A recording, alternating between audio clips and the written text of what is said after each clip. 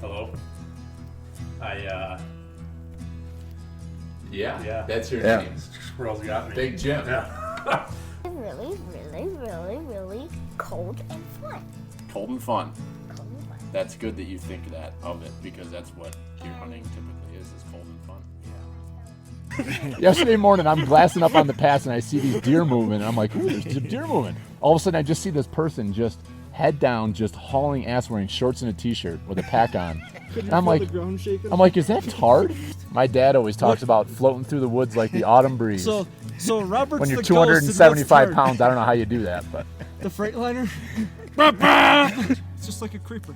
You're just kind of up in the corner watching what's going on down there. Yeah. You know. He's like, he's up there slapping, pissing all over everything. is it warm yet? How did you know the name of the actor? That's right. I know. How did you say his name? Hervé Villechaize.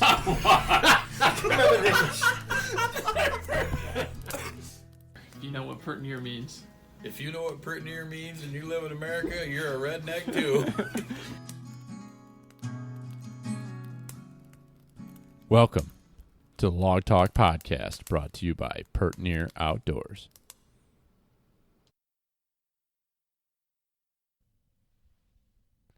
Hey everybody, welcome to this week's episode of Log Talk with Pert Near Outdoors. This is your host Billy, and we are on to episode 38.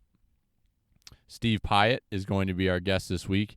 Been trying to wrangle him for a while now, and finally got both of our schedules to coincide, and we were able to get together, have a fun chat. I'll leave the discussion up to Steve and I for your listening pleasure. But if you don't know Steve and don't know his works, he has a long history of being a writer, an outdoor writer in that, and most recently was the editor of the New York Outdoor News, and held that position since the paper was started. And Steve did a great job with that and has handed it off to Dan Ladd, and we get into that a little bit too, as what his plans are for retirement and what he plans to do moving forward. So that's that, and we will get into the episode in a moment. But as of right now, so just it's Sunday night here, whatever the hell the date is, don't know. I think we're on day 57 of the shutdown here in New York, which is amazing. I can't even believe it's been that many days, but time is flying. So we are, I guess, what we're continuing to keep ourselves focused on, aside from doing our work duties and things of that nature, is thinking a lot about the outdoors and what we have coming. So this weekend was the youth weekend here in New York, and looks like there was a lot of success around. Saturday was an awesome weather day, and actually looks like today there was quite a few birds taken, and it was a good morning to be out, as well as I had the opportunity to get out and scout the last 2 mornings, and kind of starting to try to put a pattern together of these birds that we're after over here on the farm. So I'm actually sitting in my truck at the moment. Just watched old Tom fly up into his tree, so starting to get a good idea what he likes to do, and so having a lot of fun with it. I guess that's one of the benefits, is taking advantage of this time and trying to hone and learn skills that I never really took the time to do before, as I never really focused a whole lot on turkey hunting. So enjoying this a lot, and want to see if we can put one of these big boys on the ground. Our game plan this year is we want to try to get brother-in-law AJ a turkey. He's never shot a turkey at all, and Brian and I would love to get him on a bird and see him pull the trigger and get himself a nice long beard. So we're gonna see if we can't do that this upcoming Friday. We're trying to put the pattern together of these birds and see if we can't put AJ in front of one next Friday morning when the opener happens here May 1st in New York. So we're excited about that, and I just want to touch on our contest that we're running. That is a fundraiser for NWTF. Primarily, I've advertised that at this point on Facebook, because that's where we're doing the fundraiser through. But I will put some stuff up on Instagram this week. I just don't want to bombard everybody with it. But what it is we're doing a contest that is called the Pert Near 2020 Turkey Challenge, and that is that's a fun little challenge where we've got a few sponsors: Hunting Western New York, Whitetail Company, Deadhead European Mounts. That's John Peterson's company that he started to do European mounts in the fall for deer. So we've got a couple of good sponsors there, as well as NWTF is throwing in some some merch for a couple of the prizes, and we have an Onyx membership as well to give away. So I got more information on the posts that are on Instagram and Facebook, explaining the rules of the contest and what the prizes are. We've got 4 different prizes. So we're doing a top bird, which is the spurs and the beard, measured following NWTF scoring. Then we've got longest bird, so we're kind of having some fun with that. A lot of guys kind of looking at us sideways when we say we need the length of the bird, but if you follow Hunting Public, you know that that's something they've been having fun with for a couple of years now, doing the long bird challenge. So we made that a prize. We're going to do the longest spurs, and then we're going to have a top bird for youth hunter under 15, so 15 and under. So we had our first 2 birds this weekend shot on that program. So we had Dalton Morgan. He shot a nice bird on Sunday morning, and then Carter Mann slammed a good one yesterday morning on the opener of the youth season with his dad and his dad's good friend Scott Murray. So very excited for those guys to have the success and get a couple names on the board with some scores, and they've set the bar. So now everybody else out there can chase them down. But so the gist of the contest is it is all fundraising, so it's $15 to get in, and all of that money is going to go to NWTF, and the prizes are all donated. So again, thank you to our sponsors there, and we're going to keep the donating open through the end of the month, through the end of May. So even if you aren't going to be able to hunt, or maybe you just want to throw $5 or $10 at it and not necessarily enter in the competition, that's perfectly fine. And so that we'll leave it open for that purpose. And if you, I'm not trying to be terribly challenging here. If somebody wants to jump in, maybe they have had some crazy stuff going on, haven't had the time to take a look at it. If you haven't shot a bird yet and you want to shoot one, or you want to get in on the contest and just see what happens, just reach out and we'll see what we can do if it works. And we want to keep it fair, but also not be too willy-nilly on it, so somebody can go out and shoot a bird and then enter and then say, oh, look, I got a turkey. So this is all self-report. There's nowhere you have to take it to get measured. Everything is going to be take a picture of your measurements and put some kind of an identifier in the picture, whether it be a note card with your name and the date or be a picture of the tag. And then send those over. You can either send them via Instagram, Facebook, or you can text them to any of us if you have our numbers. And if you want our number, just send a message over, and we will happily give that to you. So thanks again. We've raised over $600 to this point, which is fantastic. And I set a kind of a lofty goal of 1,000. If we can get there, that's fantastic. I appreciate everybody jumping in and having some fun with us. It's going to a great cause, and getting everybody engaged here out in the field chasing turkeys. So that's that. Contest is rolling. Thanks for everybody participating. And then lastly, make sure to check out the link in our bio. That'll take you to everything we've got going on. Some of the different things we're doing with a couple different companies to help us try to fund the podcast, as well as Danny Boy has been working hard on the website. So he does have the website built. The link is on our link tree. So if you click on that, you can go check out the website. It's a work in progress, but if you have any feedback, definitely let us know. And we have some hats officially on order that I'm excited to get some imagery out for. It's probably going to be 4 to 6 weeks before we see them, but if you want one, shoot us over a message and let us know. They're going to be $25 for the hat, so it's a nice Richardson hat with a rubber patch on the front with Frankenbean's horns. We were able to get those cropped out, and then it says Buffalo, Pert Near Outdoors, Buffalo, New York on it. So pretty cool hat. We'll get some imagery out there, but if you're interested, shoot us over a message and let us know, and we'll put your name on one, and we'll try to get one to you as soon as they arrive. So thanks, everybody. Appreciate the support. Having a lot of fun with this. Is keeping us busy during these downtimes, and just keep feeding them, would you?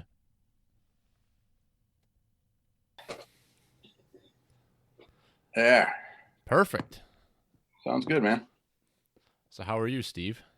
Hanging in there. Where are you guys located? You're Western New York, primarily. okay, so you're probably getting some snow today. Like, we got some squalls yesterday. Gee whiz. Yeah, it's terrible. I mean, March was awesome. I mean, we were off.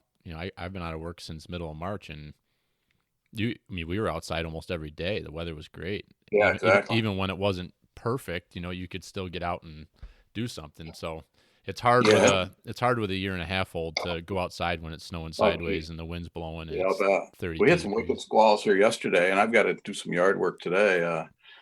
Not looking forward to it. And it looks like even like into early May, it's going to be pretty crappy. So that's going to be a slow start to the uncomfortable start to the spring gobbler season anyway. Yeah, no doubt. So you're down like Chemung County, or are you down into PA? Right now, yeah, we've moved into what I call our retirement home. I can see New York outside my window, but we're a half mile inside the PA line in Sayre, Pennsylvania. Okay, yeah. Yep. So after 16 years in the Adirondacks, when we moved back here, technically I worked out of a Waverly, New York post office because it was New York Outdoor News. Mm-hmm. but I talked to the company. I said, look, I'm not retiring to New York State, and we could list all the 98,000 reasons for that. Right. So I said, let me move to our farmhouse here and still maintain a New York presence, and I did that. It really was pretty seamless. Yeah, and look at where we're at now with everybody working remotely. Oh, geez, yeah. Paul and I, we've been practicing social distancing for years. Working out of home offices. We got no kids, and we still need 4 bedrooms for 2 offices and a guest room and our room. So, but it's a little different when people are telling you have to work out of your house. All of a sudden, we want to be out there a little bit more. Yeah, no doubt. It's just weird. Like, it's like, do I go to the store or do I just stay home and do nothing? It's definitely a weird time for sure. Yeah. Well, we're gonna have a great talk today, and it's gonna be fun. But to be honest, I'm supposed to be in Kansas this morning with Paula. So we're supposed to be chasing gobblers out there, and we had to cancel that for obvious reasons.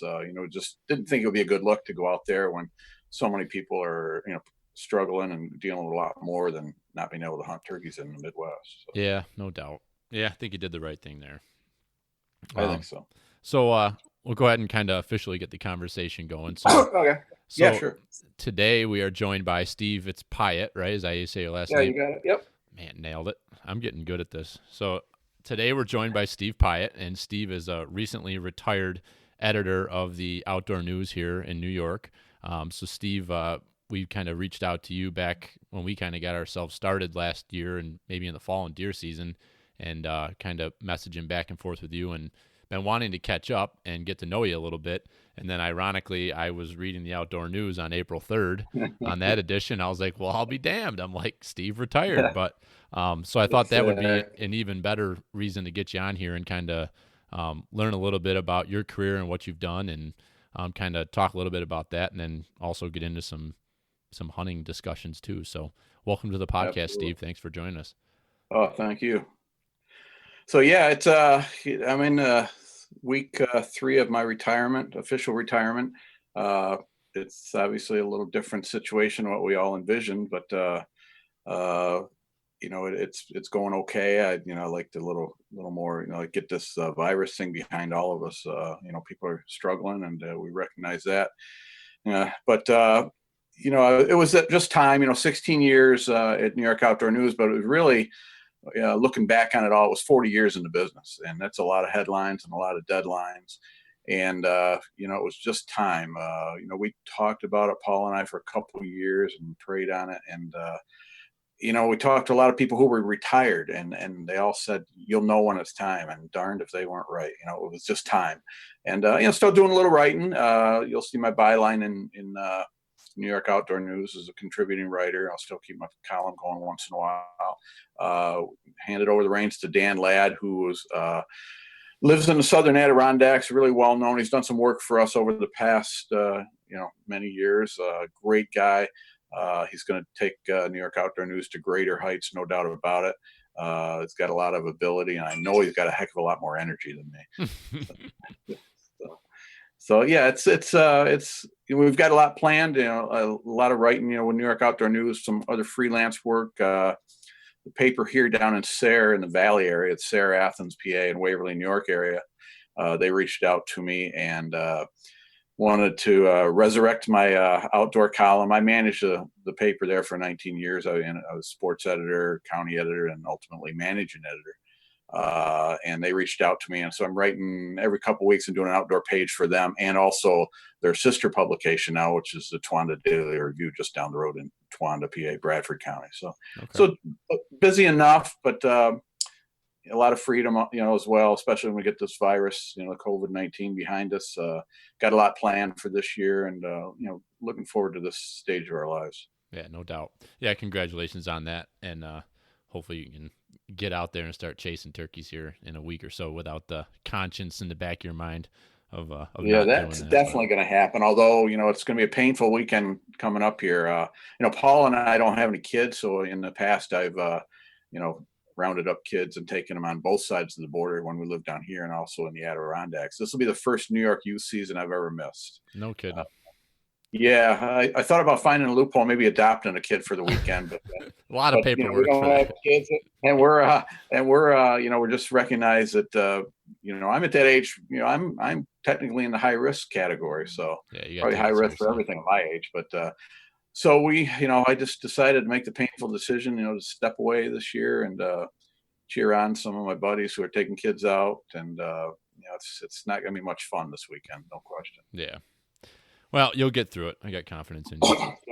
So I guess first thing I wanted to chat about, we kind of already talked a little bit about your career as an outdoor writer, but what does it mean to be an editor? Because I don't know exactly what that entails. I mean, are you going through the is that kind of your responsibility to hold the paper together, put stories together? How does that all work? Sure. It particularly with New York Outdoor News, I looked at it as I'm responsible for the content in that paper, and the editorial direction as well. Right out of the starting gate, Outdoor News, I don't know if you're aware of, we publish in 7 states. It's a family-owned group. It's based in Plymouth, Minnesota, which is really Minneapolis, St. Paul. Great people, Glenn and Diane Meyer, the owners. And New York was going to be a success regardless of who was going to be the editor. I was absolutely convinced of that. They had set us up for success. We target states that are, excuse me, in the top 10 number of hunters and anglers and sportsmen spending. So we have a weekly paper in Minnesota. That's our flagship publication. We have a great publication every 2 weeks in Wisconsin. We publish in Illinois, Ohio, Michigan, PA, and New York. And they're all, at varying levels of success. They're all profitable, and it's a great group. It's been, we were blessed to stumble into them back 16 years ago. So as editor, I'm responsible for assigning stories, and I was always a copy producing editor. I think if you saw the paper, I did a lot of writing myself, and that won't change under Dan. I'm sure he's a pretty prolific writer. You're responsible for the content. You dictate, the layout of the paper, where the stories go, what goes on the front, and you work kind of ahead. You look down the road for the next couple issues, what feature package you're going to use. A lot of decisions involved every day. And I've always said that, they don't pay me to be right 100% of the time. But somebody's got to make the darn decision. Right. And that's what the editor does. And I think, I had a pretty good batting average there. But, ultimately the editor is the decision maker. And like I said, somebody's got to make that decision and keep things flowing. And, right out of the starting gate, I surrounded myself, it's a pretty smart move on my part. I surrounded myself with a lot of talented writers and photographers that made my job a heck of a lot easier. Guys like Billy Hiltz out in Western New York, our columnist, Oak Duke, he's out in Western Allegheny County area, Olean. So many writers, Don Lehman, Jeff Murray, real great news writers, a lot of feature writers. One of the first things I had to do, I had to track down some saltwater guys. I mean, I'm Southern Tier. I was living in the Adirondacks at the time. Salt's what we put on our roads. I didn't know saltwater. Exactly. So we played people to their strengths. And, we had Angelo Peluso, great saltwater guy. Charlie Whittick, very knowledgeable. He's president of the Outdoor Writers Association in New York. Guy Zumo, who did my fishing report for the saltwater area. Just so many, really good. And I'm sure I'm missing a couple names there, but I surrounded myself with a lot of good people that made my job a lot easier. and as a result, allowed me to do a little more hunting and fishing too. So, Yeah. so it was a little selfish motive on my part as well. Yeah. So Nothing wrong with that.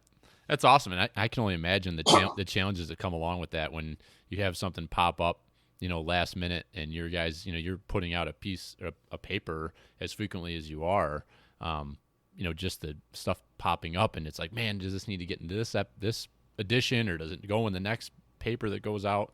So I just can imagine there's a lot of things that pop up. Yeah, let me take you back to our beginnings too. We launched in the fall of 2004, and it's a good point you just made, because right when we were getting ready to go to press, DEC unveiled, and you might be able to. You're younger than me, obviously, but everybody is. But you might remember back in the fall of 2004, DEC unveiled a game plan to have an early muzzleloader season within the bow season. And boy, there was a lot of reaction to that. Well, that happened right on our deadline for our premiere issue, which we doled out free to. I think we mailed, we sent out a ton of them and drop shipped a mess of them into places like Gander Mountain and so many other stores. So we right off the bat we had a major story that people could latch onto, and I'm looking, probably here, it's on the wall here, our first issue. Deer reg overhaul plan for Southern Zone. That was a Southern Zone deal. Obviously, there's more readers in the Southern Zone simply by population. So we had something right away. So then we get our premiere issue out. Successful, right off the bat. People gravitated to us for a couple of reasons. One, New York Sportsman magazine had fallen by the wayside. It's been sold, and then it just went away. So the sportsmen of the state were looking at something at a time too when the daily newspaper environment was watering down and dumbing down some of their outdoor copy or eliminating it altogether. So right out of the starting gate, we're doing really well. Then our first issue, we launched it in February of 2005. We started going every 2-week cycle. And lo and behold, in the spring of 2005, CWD arrives on the New York landscape. So again, we have, it just hits us in the face, all this, and news has a tendency to do that, just, hits you in the face, without even, trying. And that's what happened. And right from the get-go, people look to us for information. And that 2-week news cycle, that there's a lot of monthly publications that have come and gone, but that 2-week cycle allowed us to stay on top of the news and really pointed us. The sportsmen pointed themselves in our direction. Yeah, and I think that kind of dovetails into what I wanted to chat about, is just the importance of having a publication like the Outdoor News in a climate where so much is online, whether it be social media, Facebook, Instagram, all these different online platforms, but then to actually have, to be honest with you, just got the membership to the paper when the Western New York Sports and Travel Expo was going on. You guys had a booth there, and I got the subscription, and my dad always had it as a kid, and I just never got it myself because I just never read a paper. I've never had a subscription to a paper. And I was like, I want to get this because it just, for what it costs, like what, $25 or $30 a year? Yeah, we're up to 27 now for 26. Okay. It was just a little bit over $1 an issue now, but it's always been about $1 an issue or less than $1. But then to get I'm in about a couple months now into getting the paper, and it's just awesome to open up a paper that it's news around your state of things that you're looking into and you want to know about. And so, I guess what's your take? Obviously, it's your career, so you're passionate about it. But what do you feel the importance is of, having a produced paper like this? That, well, the readers have told us, that it's important to them. So that's, that tells us a lot right there. I look at, the timing of our launch, at a time when, there was nothing really out there. And I was okay with something firing up and competing with us. I'm a pretty competitive guy. I'd be much, willing to go toe to toe with anybody with our product. Like I said, that 2-week news cycle separated us from the pack. But it's a challenging time for the industry. A good barometer of the reader's connection with a paper is the number of letters and the number of photos that we receive. our reader shot section, we have full pages, pretty often, and we get plenty of letters. That tells us a lot right there, that the readers feel a sense of ownership of the paper, and really, and it's their paper. They're the ones that are buying it. It's not my paper. It's not our company's paper. It's their paper, and I think that they've always felt that way, and they're going to continue, with Dan's leadership. So yeah. So it's a challenge. It's a challenging time in the newspaper industry. So much online, so much available free, and newspapers, with their websites, are always grappling with how much free content to give. Whether you set up a paywall, and it's a challenging time for the general newspaper industry. Niche publications like ours seem to be hanging in there pretty good. We're still profitable. We're, like I said, when we launched, I was confident that New York Outdoor News was going to be around long after I'm gone, and that's certainly going to be the case. Yeah, that's cool. So I guess in the recent issue, there was a couple different things that I guess it hasn't hit yet because it hasn't had time to. But the first was just the recap of the 2019 deer season, and it was pretty interesting. I thought a lot of the numbers were pretty. I think they were telling as to what a lot of people were seeing. As far as, I think the big thing was the age of the bucks overall that were being shot. That change, that seeing the age class stepping up in the highest that it had ever been, as far as the reported harvest. So I guess what's your take on the current health of our deer population here in New York, with all the things that you're seeing from the editorial side and the stats and things like that? Well, I think there's plenty of deer. I think there's plenty of deer in both PA and New York. The big challenge is access. You can't get to them in some cases. So it's changed our way of hunting over the years. I know, when I grew up, I go out the back door and just go and go and go. And if you saw the landowner, he'd just wave to you. Well, those days are over. Mm-hmm. Right now, we've got a patchwork of posted land and land you might be able to hunt on. You've got some large leases that are leased by a couple guys that are managing it for whitetails, which is great, but that can siphon the deer off your hunting property or where you hunt. We're not saying it's yours per se, but where you have access to hunt. And you've got these pockets of these mini sanctuaries that are created. The deer respond to hunting pressure, and they can ride out a season virtually untouched. And on some of the other leases, the deer managers in the DC, I'm a little bit sympathetic to them at times, because they're trying to manage something they can't always get to. Mm-hmm. Some of these large leases, this philosophy of no doe hunting is just ridiculous, or they might be taking 3 or 4 doe off a property that needs to have 14 antlerless deer removed. So there's a lot of challenges with deer management. There's also been an evolution among the hunting fraternity, especially the younger guys, to pass on yearling bucks, which is fine. I went on record over the years as I'm against mandatory antler restrictions, and then lo and behold, down in Pennsylvania, where I hunt in mandatory, I killed a big buck, and of course the antler restriction advocates really jumped all over me for that. I'm still against mandatory antler restrictions. I just as soon see the process evolve among the hunting fraternity. Everybody's hunting situation is different, even from one year to the next. I'm retired now, but there were some years I just couldn't get out as often as I wanted. So, if that smaller buck came along, I might take it. I think you're going to see this fall, based on the economic situation we're dealing with now, you might see some people laying down more deer than they normally would, or not passing on. Or if you have 1 or 2 weekends to hunt, are you going to pass on a buck? Do you want some meat for a freezer? Sure, you can take a doe, but you might see a small buck. But by and large, I think it's happening, and I'm okay with that. If people want to pass on bucks, that's good for them. And I have passed on a couple bucks myself over the years. So. Yeah, I think it's interesting, just to look at the numbers. The data tells you something, and I think your first thing you jumped to was access. And I think with access comes hunting pressure. And just from all the areas that I hunt, the access and the hunting pressure has changed dramatically over the last 5, 10, 15 years, where it used to be group hunting. everybody hunted everybody's land, and you did big deer drives. So I think it was a lot harder for the deer to get to an older age class for the bucks, and two, you know, it was just brown it's down, and there was a lot of stress. It wasn't a great environment for deer to grow older and, you know, to be able to put on that antler size in that age class to get to that point. So I think you've got some of that going on for sure, to your point.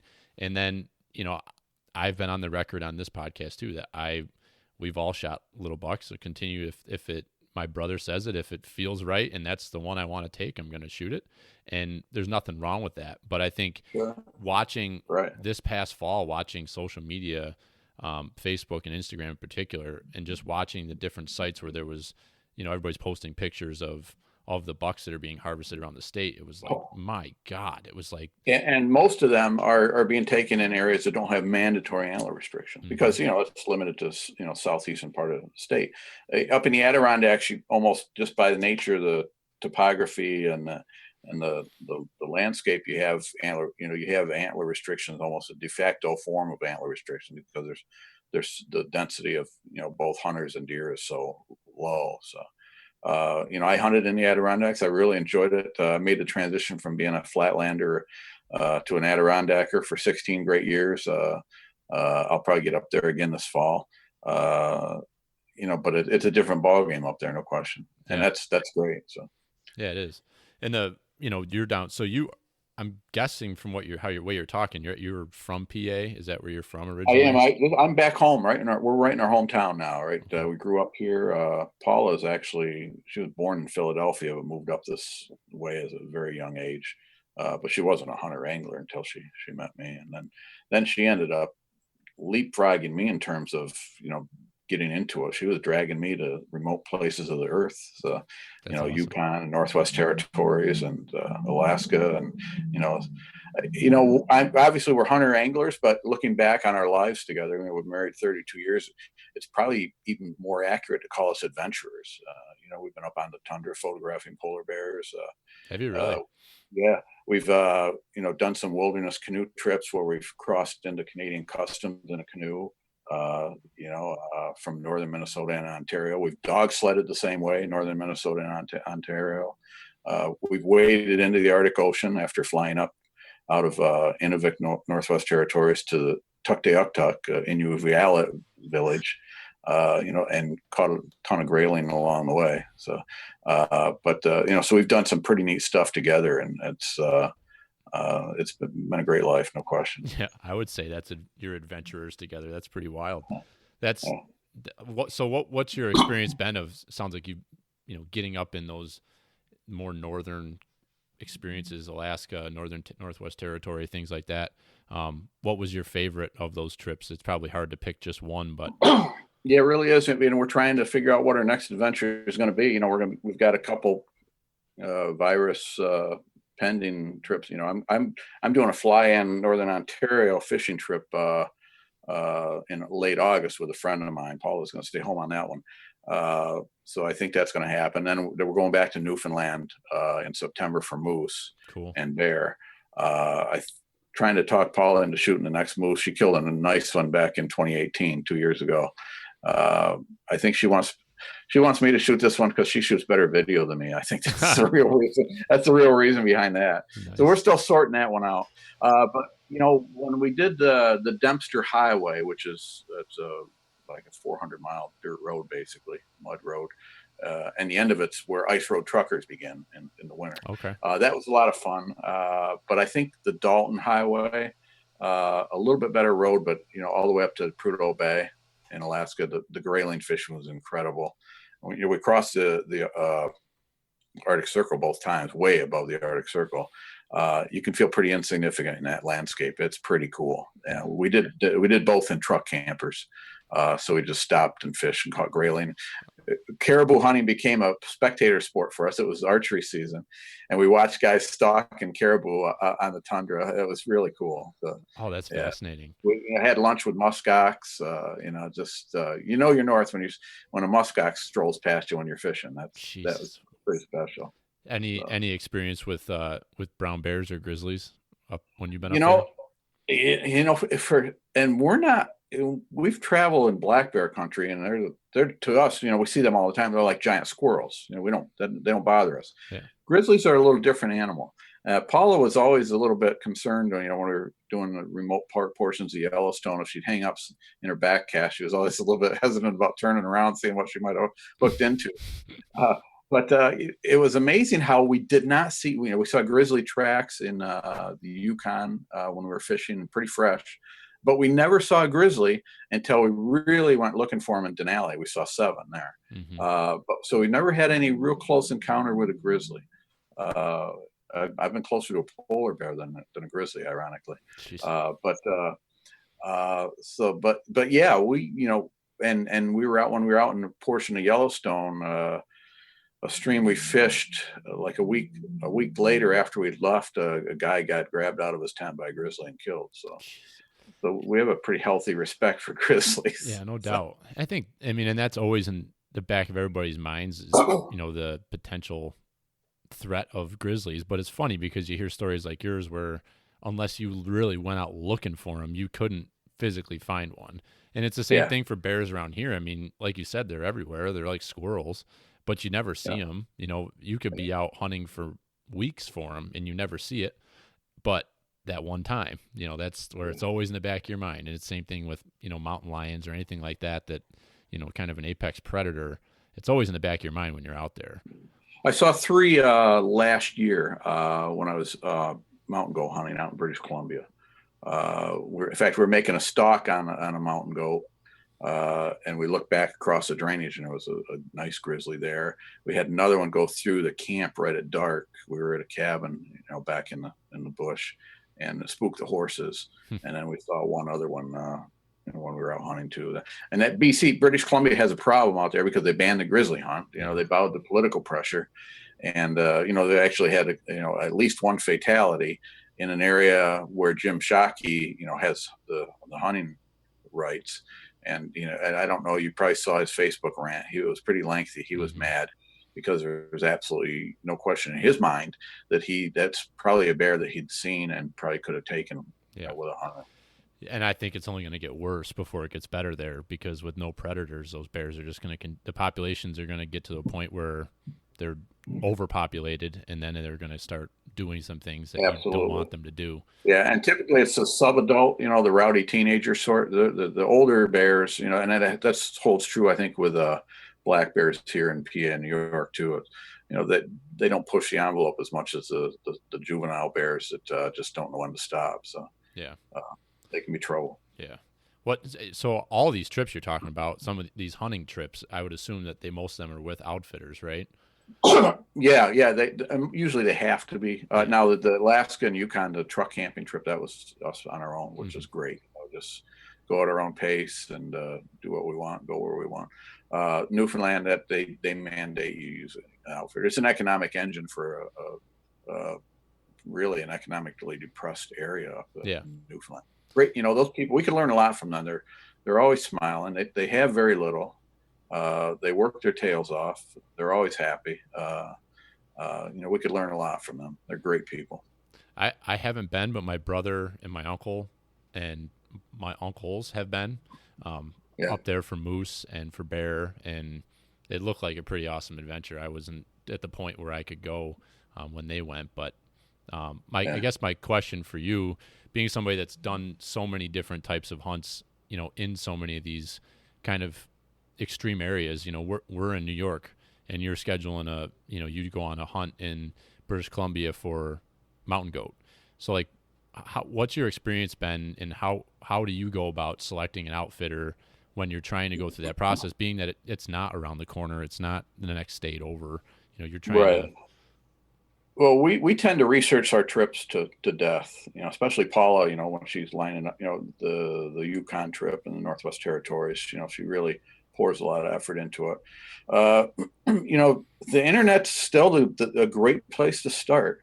But beyond that, you really should talk to references. The outfitters will give you references. Any reputable outfitter will do that. And just, you know, be specific about what kind of hunt you're looking for. And and they will be honest with you. I've had cases where I want to do something. Let's say if I was down in Florida, which we don't go down south too much, if you can, based on our conversations here, you can figure that out. Yeah, But you I've go got north, a, not south. yeah, I actually went to college down there, and I've got a sister and brother-in-law down there. But if I want to catch a tarpon, I'll hit up a couple outfitters, and they're really honest guys. Says, yeah, you don't want to come this time of year, and if you really want to catch, a tarpon, I'd go with this guy. They'll farm you out to another guide even. So, and a reputable outfitter will do that. But we really research it to death, and we talk to a lot of references, and we communicate well with the outfitter. This is what we do. This is our level of physical, preparation. And this is what we can do. If you're honest with them, they'll be more than honest with you. The British Columbia trip, I to be honest, I wish I would have taken it 20 years earlier, but as it was, I prepared like crazy. I was ready, and I'd made all the climbs I needed to make out there last year. And talking to my guide, he says, guys, the older guys like me typically do come prepared. It's that 40-ish guy that still thinks, oh, yeah, I can gut it out. So they come there and they really suffer. So. What was that hunt like? Because that's something that you see some of these videos and you watch these guys up, and so I'm guessing you were high in elevation, a lot of it was up pretty and dicey. down every day. Yeah, it was. And a couple things, we used horses to get us back in a little ways. It's kind of a necessary evil. You don't want to burn your legs going 3-4 miles or, one way before you start climbing. But that said, I hate those damn horses. It just pummeled me. Yeah. They just pummeled me, and they're wide, and you get off the horse and you don't think you can walk 20 yards. It takes you about 10 minutes. Your groin and your knees and your ankles. And I just curse those things. But they were a necessary evil. We were high up, typically over 8,000 probably. And we're doing, depending on, we saw a lot of goats. We saw like 48 goats, and that was just Paula stayed home on this one. She's not a climber. Yeah. We saw 48 goats. That said, some were nannies and kids. Don't want to deal with them. Some are in spots where you just can't get to them. Some are in spots where if you shot one, it might roll a mile down the hill and you get all busted up. So that eliminates a lot of options. But it was intense. It was a fantastic experience. I wish I could do it again. The outfitters, and I didn't score on a goat. I'll tell you what kind of opportunity I had. But he wants me to come back in 2 years, and I said, in Troy, the calendar's just not in my favor. Yeah. And I'm not sure I want to go through a summer of preparation like that. I was hiking the steepest hills I could find around town multiple times, and people were looking at me like, I kind of became the Forrest Gump of the valley. People were looking at me like I was on a black shop. Some people knew what I was up to, but others were like, what is this guy doing carrying this 50-pound pack of sand on his back all summer? So I did have one opportunity. We made a stalk on a nice billy. It was with a nanny and a kid. Made about a 3-hour climb. And I was proud to say that, the guide says, every time I turned around, you were right behind me. I said, I was okay. But we thought we were going to get a 200 yarder, and at about 350, the nanny got nervous with the kid, and she started leaving, and the billy followed. So I had to run up, obviously something steep, another 30 yards and get some kind of rest. Obviously out of breath. And I did take a crack at about 310 up to 340. First shot was way left. And the second shot was perfect left and right, but just sizzled over its back. And looking at it, if I had time to get settled in, I'm pretty confident I could have made the shot. I'd practiced all summer, but I just didn't account for the uphill angle, and I just whistled it right over his back. Yeah. So, I was disappointed, in that, but I wasn't distraught given the scenario. It was a miss, but it wasn't, a miss like I'd set up on it for 2 hours and it finally stood up and I missed it at 150 yards. Right. Then I would have been distraught. Yeah. So we had some tough weather too. Snow came a little bit early, which, unless you're a mountain goat, some of those areas you just can't climb in some of those areas when the snow arrives. So, but great experience. I'd recommend the outfitter in a heartbeat. again. It was Beaverfoot Outfitting. Great time, and they did everything they could, and I did everything I could. So That's cool. That's an adventure right there. How high elevation was that up where we you usually were? work between 6 and 9. We start at 6 and hike up. A couple dicey, and I don't know if I'm afraid of heights, but when I'm walking across like a dining room table size and look down and there's nothing on, either side, then that was a little dicey for me. So that was a new experience. But Yeah. they didn't put me in any position where I was in any danger. Just I probably felt like I was. Yeah, 100%. And I don't think unless you have, you hear you say like hunting between 6 and 9,000 feet, and you were starting out every day at 6 and then climbing up. I mean, to somebody who hasn't done that before, you just can't wrap your head around what that feels like to gain 3,000 feet of elevation a day. Yeah, I actually wrote about that. The first morning out, I was 500 yards from the truck and I was dying, and I was panicking. I was thinking, "What's going on?" I was hurt, and the guy turned around, looked at me. He could see it in my eyes. He says, "Relax." He says, "It's the altitude." Says you'll get used to it, and I did. I never felt any worse than I did. In fact, I felt better than as it went on, but I never felt any worse than I did 500 yards from the truck on relatively flat terrain. Yeah. But I got used to how my body reacted, and I didn't panic, and that made things a lot easier. Yeah. It's just acclimating. And I think everybody remembers that first time that the elevation hits them. For me, it was skiing in Colorado up at Arapahoe Basin. And I was, I don't know if you've ever skied out west or if you're a skier or not. No. But up you go to the very top of the chairlift, and you have to push yourself or skate over to go down in the back bowl, and it's flat. And I'm trying to skate over on my skis, and I can't breathe. And that's like 12,000 something right around there. And it's until you experience what that elevation actually feels like, especially coming from here. Like you can run all the hills you want. There's no feeling when you're trying to breathe that high elevation air. A lot of those elk hunters out in Colorado, they're hunting higher elevations than what I was out in British Columbia.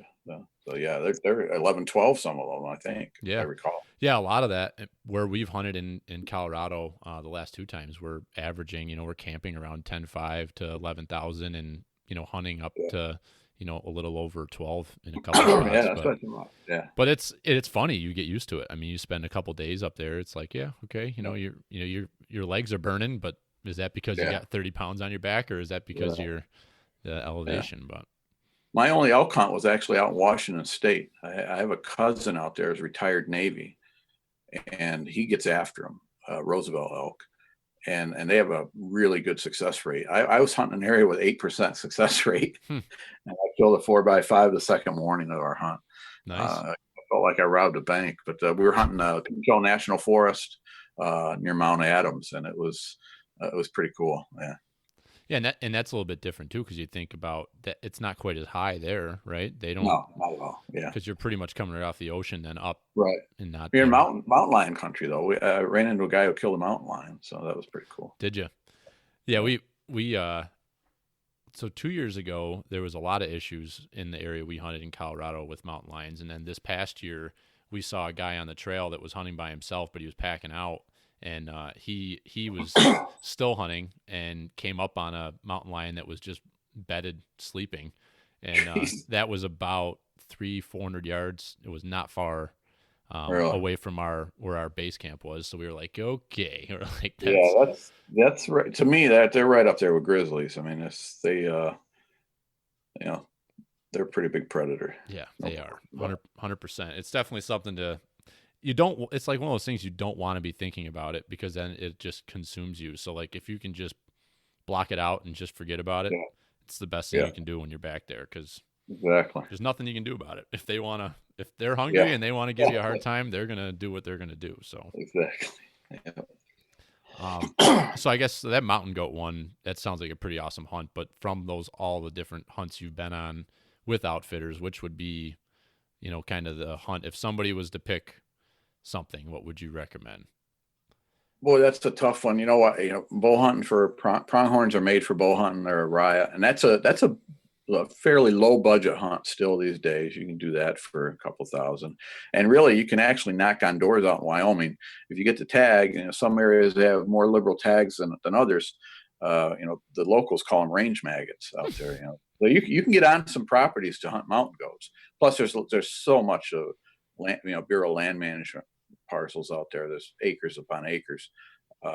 But the private, the ranchers, a lot of times you can get on for pronghorns. They don't want you hunting their mule deer or their elk if they have elk. But that's a lot of fun. I'm a turkey guy. Paula and I have hunted turkeys. She needs a Osceola for a Grand Slam. We'll probably go down there and get it done. After that, you give me Nebraska, South Dakota, and Kansas. I don't need anything else as far as traveling for turkeys. Newfoundland, it's just such a beautiful place. And, moose are, we've called, I've only shot, a couple moose we have, but I've called 100 into the camera, in Algonquin Park, Ontario, northern Minnesota.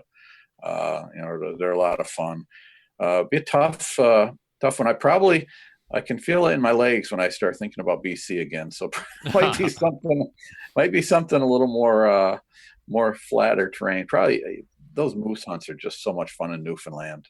And plus there's a lot of bear up there too. They don't deal with them too often, but it's a cheap tag when you're throwing in on a moose hunt.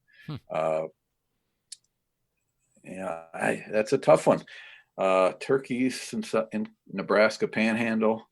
That's something. There's a lot of good public land as well. I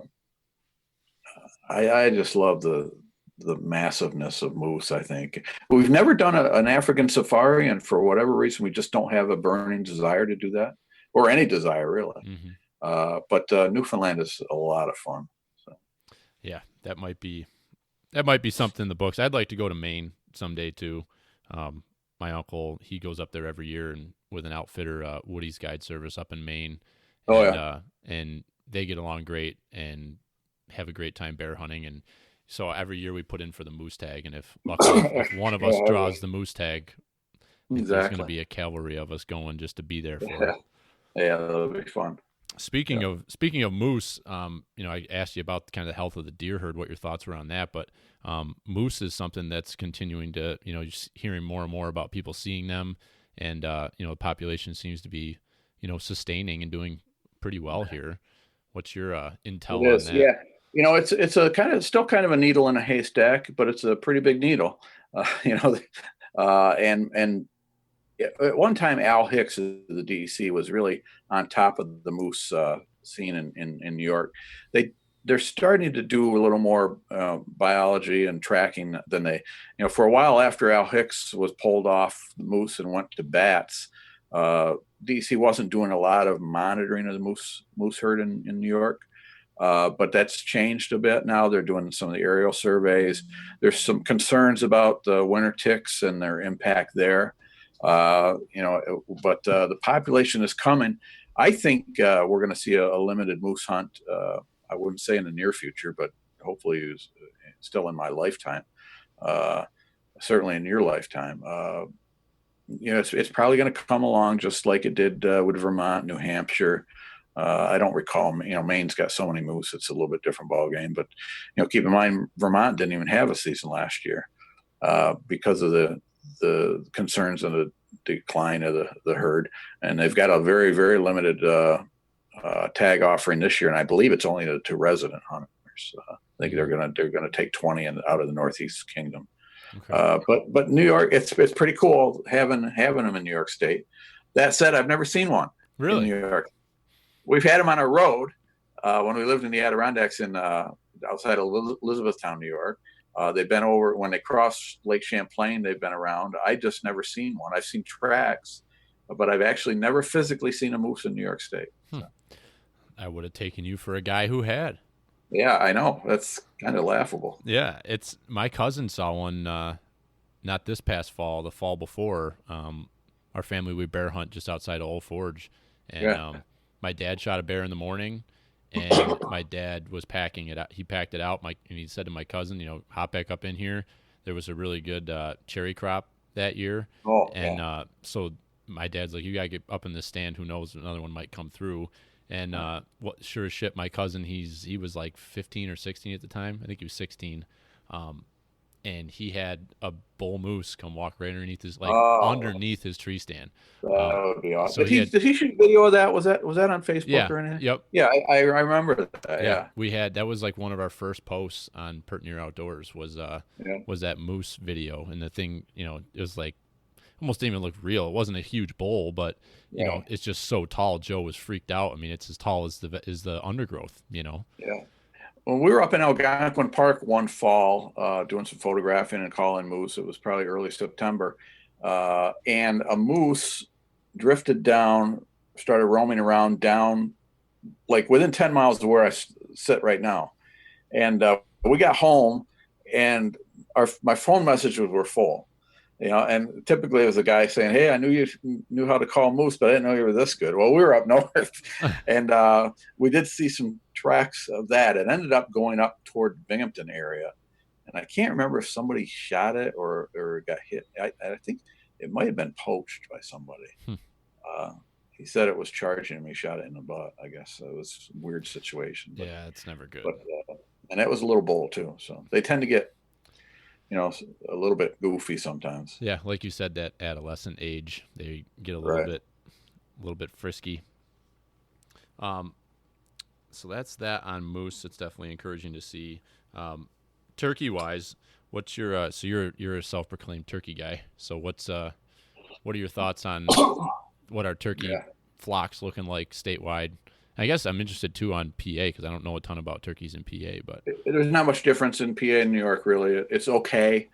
But the good old days of turkey hunting in PA and New York weren't that long ago. Late 1990s, early 2000s, the populations were, really at their peak.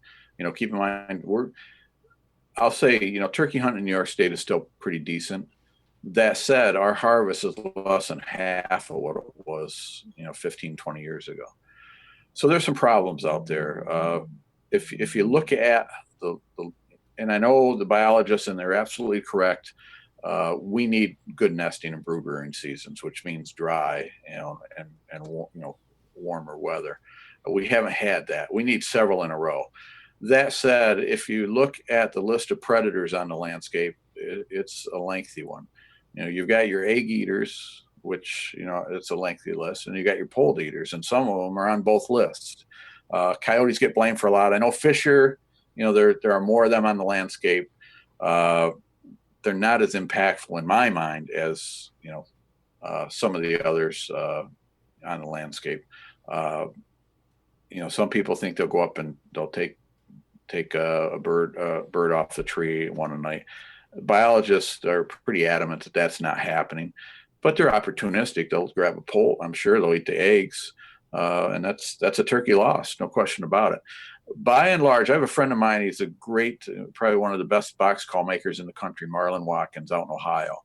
He has about 250, 300 acres of prime turkey and deer property, and he manages it for both. And he traps raccoons off his property.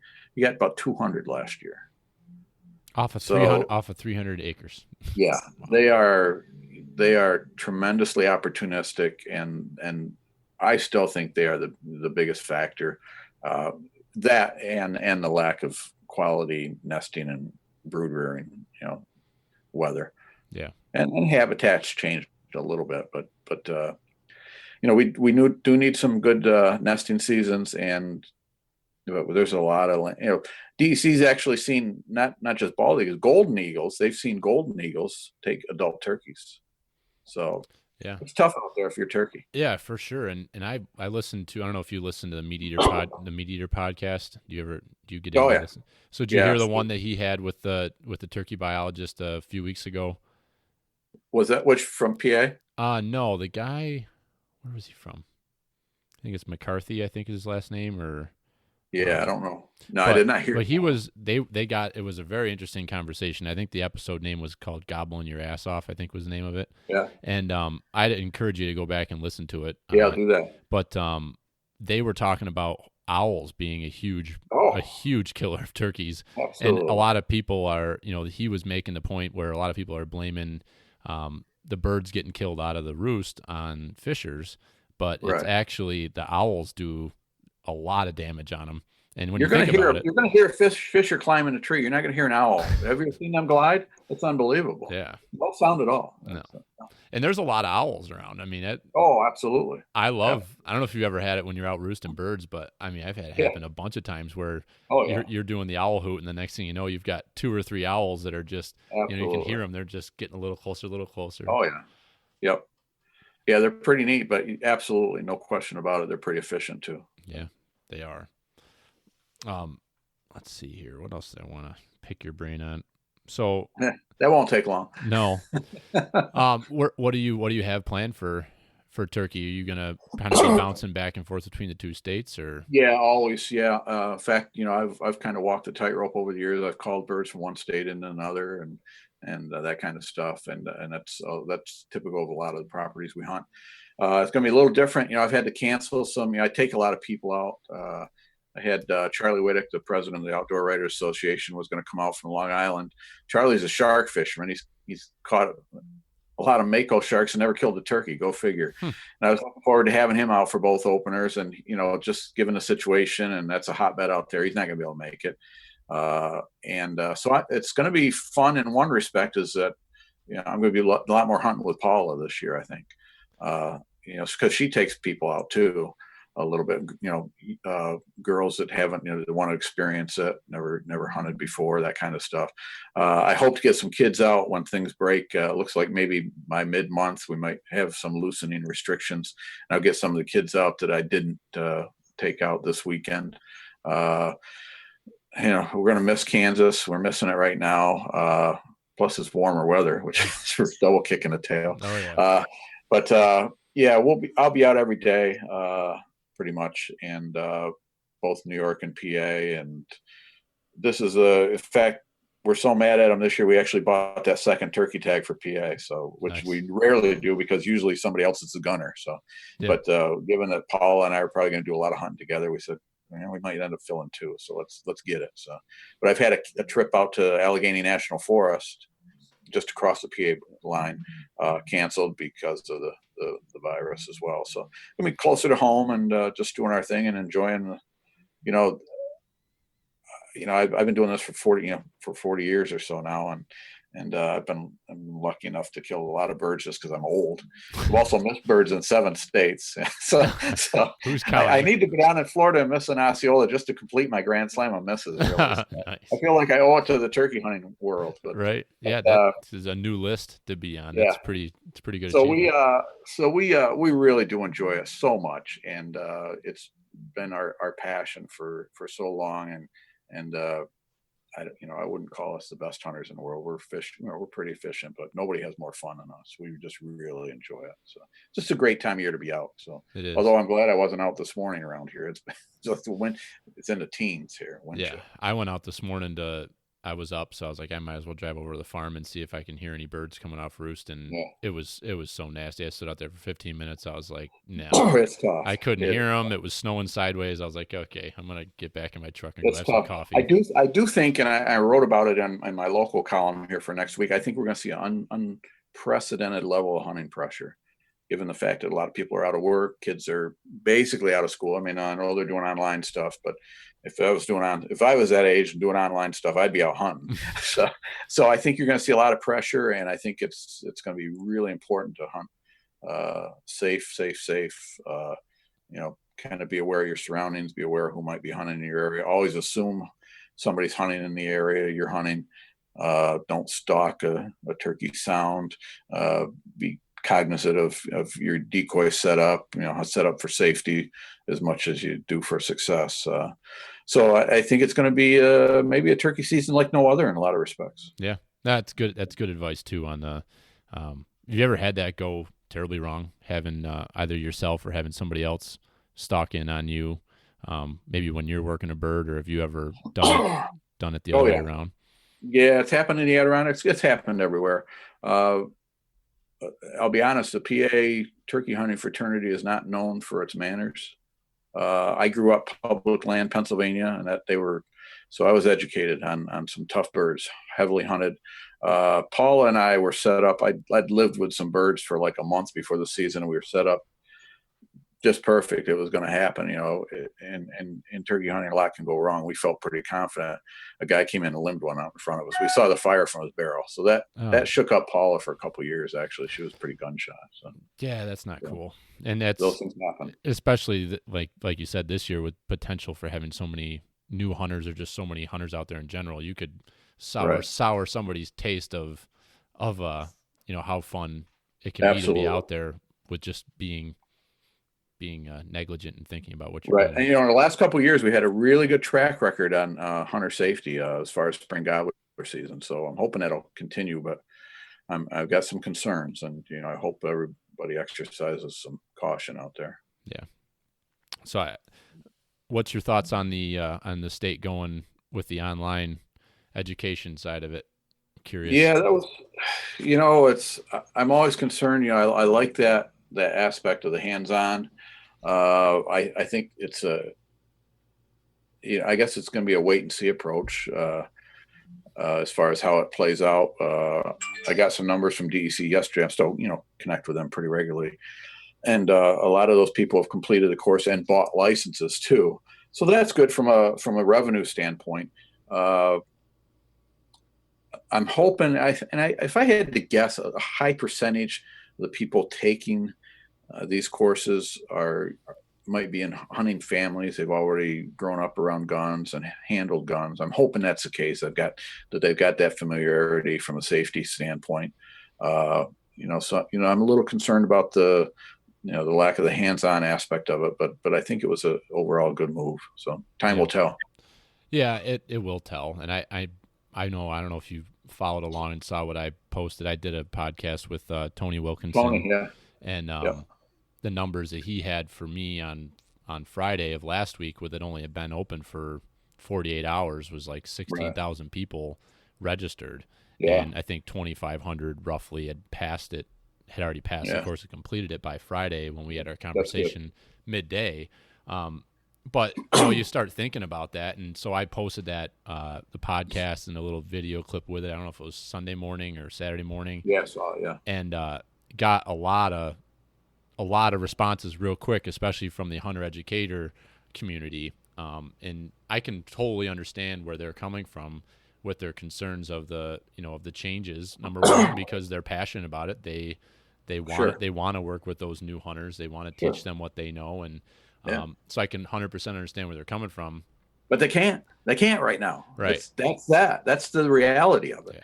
Yeah. And I think the fact that they're paying, to go through this course shows a certain level of seriousness. And I think they're going to end up being hunters. So. Yeah, no doubt. And I think that there's some good changes. It'll be interesting to see where everything goes from here, because I think there could be opportunity to maybe change the way that, new hunters are brought in, whether it be some kind of a mentor program or have something, because like you said, for me, when I was a kid, my dad had me right on his hip, my brother and I, teaching us gun safety from the point we had cap guns, Yeah.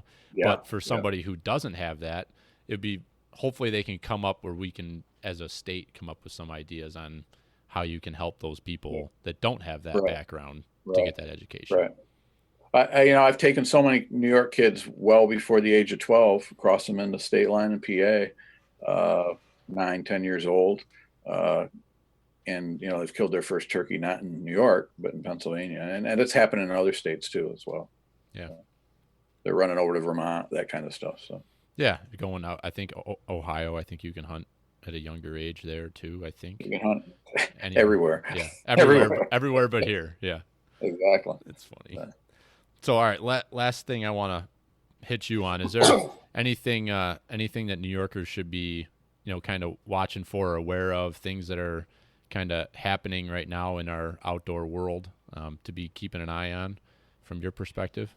Well, I've kind of checked out a little bit lately, being retired now, but I think, as sportsmen, as hunters and anglers, I think we need to be aware, whether it's on social media, whether we're out in the public eye, that we can't take that hat off. If we're a hunter, we're a hunter.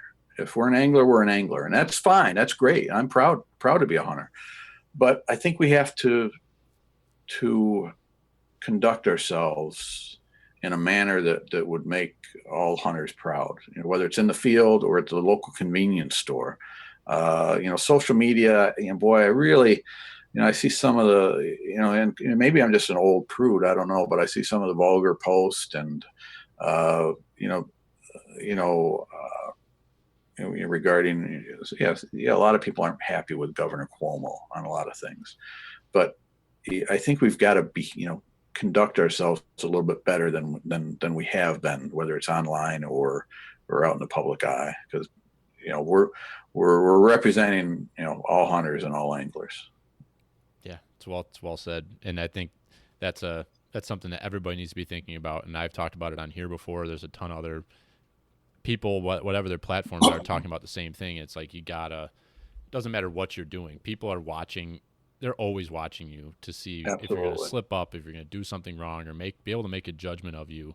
And Absolutely. Our community is shrinking in many ways, the hunter and angler community, No. and you don't need to be casting any kind of bad shadow on Right. what we do. So that and the infighting, whether it's, we waste a lot of energy, a lot of issues, crossbows, antler restrictions, catch and release fishing, stock trout versus wild trout. We waste a lot of energy, and we just got to enjoy it. And if somebody's hunting or fishing in a legal manner and conducting themselves properly, that's great. I mean, we're going to see a lot of turkey hunting pressure. If everybody hunts safely, great. That's what I want to see. People out there. Yeah, it's good. That's what you want. You want people out there experiencing Absolutely. it, but doing it safely is the number one key. Absolutely. What you partner or not partner? You belong to any of the conservation organizations? The big ones that are I'm out a there? sponsor of National Wild Turkey Federation, Pheasants Forever, Slate Run Sportsman. So that's a mountain trout stream that I kind of gravitate to. Was a member of the NRA. I'm sitting on the fence with the NRA right now.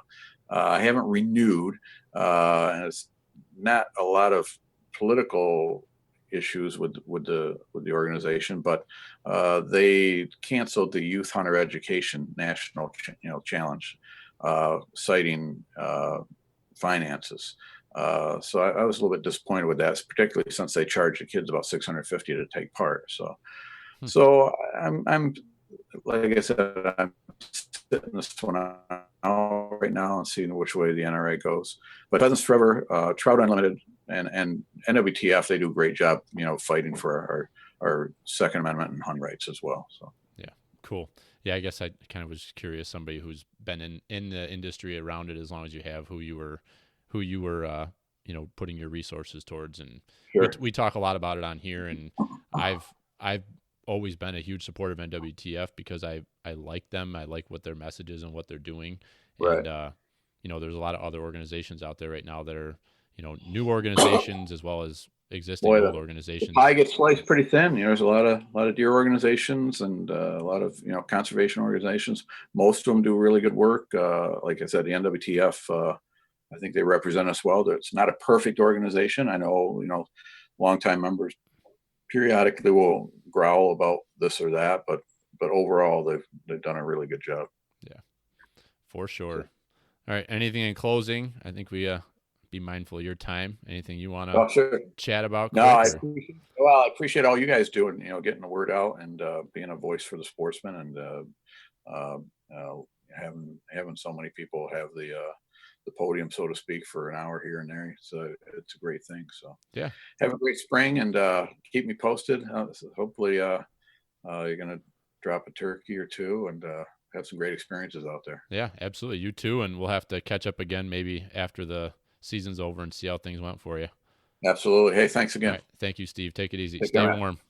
Sure will. Take care. See you.